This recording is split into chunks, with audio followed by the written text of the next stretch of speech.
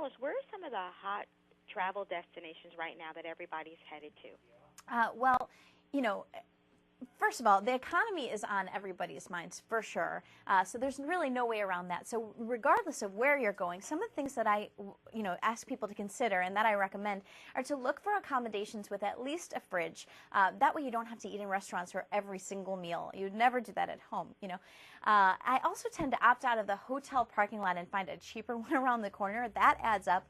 And for bigger ticket purchases, if you're spending more on airfare than you'd like, I try to save on the hotel. For example, with hotel rewards programs, Wyndham Rewards is actually offering their check-in cash-out promotion right now at over 6,500 participating hotels, and that means Wyndham Hotels and Resorts, Ramada, Days Inn, and Super 8. And through November 18th, members stay twice at any of these locations, and they earn a $20 Visa gift card and double points or miles.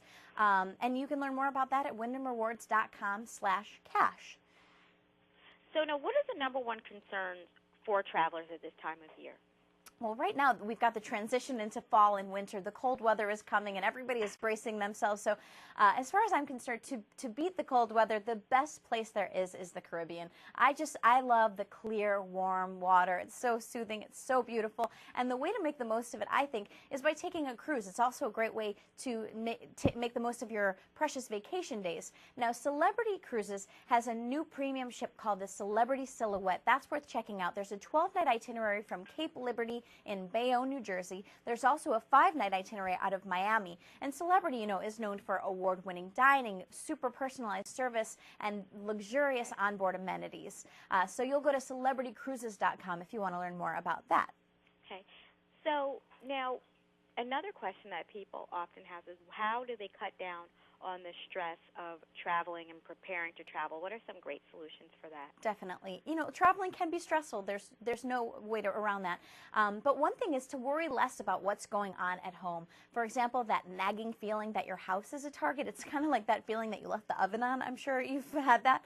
I know I have. But LiftMaster has a garage door opener with what they call MyQ technology. There's an app that you download onto your PC or your phone, and it lets you open and close your garage door from anywhere in the world. Also, to see if your garage door is being opened from anywhere in the world, which is kind of key. It can also let you allow your neighbors to come in to water your plants. And what I think is the coolest part, it lets you turn the house lights on and off at a whim to make it look like you're home when you're not, which is so sneaky and so smart. And another way that you can cut down on stress is at the airports. The long lines, the luggage hassles. Consider using FedEx Office to ship your luggage ahead of time or to send your luggage home at the end of your trip. They offer these very easy, convenient shipment bags, and if you're worried about there being nobody on the other side to accept the package, you could just select their free Hold at FedEx location option to have packages held at a store location of your choice, which is really nice. And they can even help you pack your box to make sure that your gifts arrive safely, which is also very nice. I don't know if you know this, but you can't send wrapped presents through security at the airport, so that's another reason to consider sending your luggage in advance, not to mention beating those baggage fees. Now, what about traveling with children? Well, I'm actually a new mom, and I just took my first vacation. Thank you, my first family vacation. And what was great for us is we did a rental home instead of a hotel room, which was another great option because we did get that fridge. In fact, we got a full kitchen, and for as much as we would spend, if not less, we got much more space than we would have ordinarily. And it was a great price. We even got a little private beach, so my baby could cry and scream if he wanted to, and we didn't bother anybody. So that was fun, and it took a lot of pressure off, which helped us to enjoy the vacation a lot more. So vacation rentals are a fantastic option for families. Now, one last question for you, and this is a question we ask all of our guests. What's good news for you?